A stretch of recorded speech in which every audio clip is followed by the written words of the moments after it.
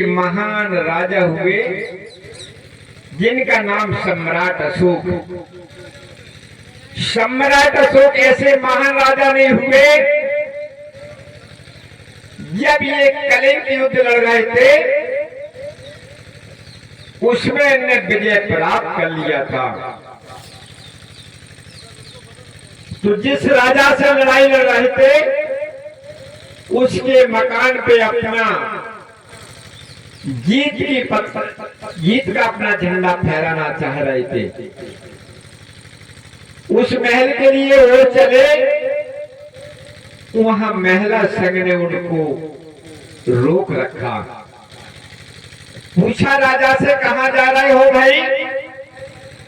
बोलो मैं अपनी जीत के पताका फहराएंगे, तुम्हारे पुरुषों को मैंने मृतक सैया पे लेटा दिया है। महिला संघ ने कहा, राजा सुनो, जब तक हम जीवित हैं तब तक हम आपका पताका नहीं अपने मकान पर फहराने देंगे। पहले तो हमसे लड़ाई लड़ो, उसके बाद जब हमसे तुम विजय प्राप्त कर लोगे तो खूब झंडा फहरा लेना, हम अपने जीते जी नहीं फहराने देंगे। अशोक ने सोचा, अगर मैं महलों से लड़ते हैं, जब मेरा इतिहास लिखा जाएगा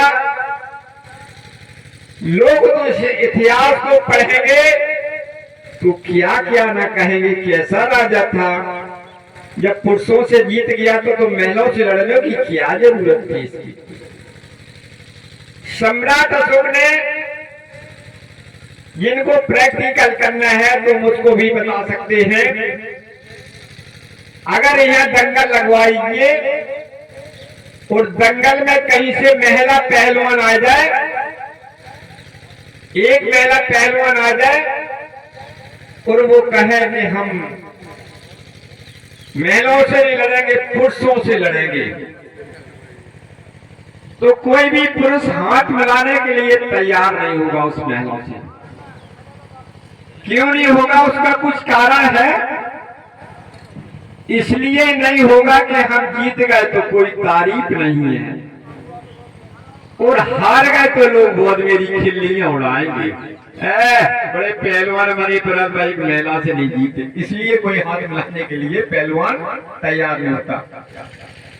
मैंने इसका प्रैक्टिकल किया है।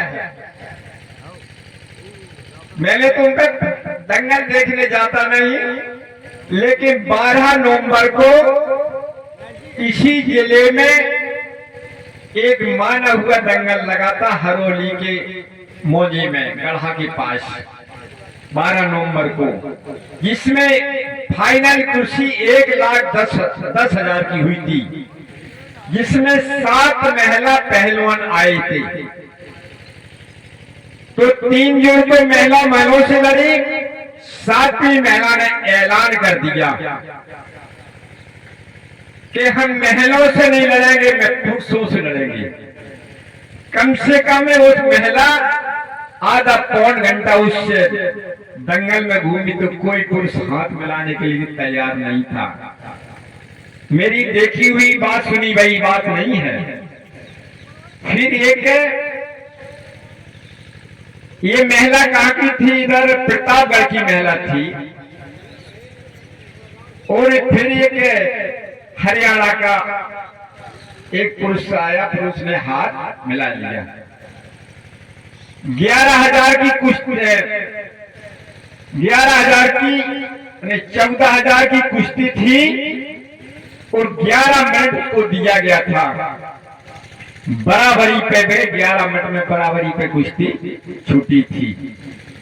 तो ठीक है, दोनों की जात थाप रह गई।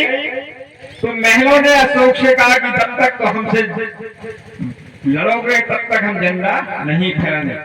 सम्राट अशोक ने से त्याग कर दिया कि मैं लड़ाई नहीं लड़ूंगा, और उसी समय उन्होंने त्याग करके बौद्ध धर्म को ग्रहण कर लिया। ग्रहण किया, उन भिक्षुओं का नाम था मोगली पुत्र। भंते मोगली पुत्र से उन्नति की इच्छा ग्रहण की। ग्रहण करने के बाद इतना प्रचार प्रसार किया, 84,000 स्तूप और बुद्ध विहार बनवाए। अपनी बेटा और बेटी को संघमित्रा और महेंद्र को विदेश तक भेजा। बोधि बुद्ध गया से लेके बोधि वृक्ष की डाली श्रीलंका लेके गए।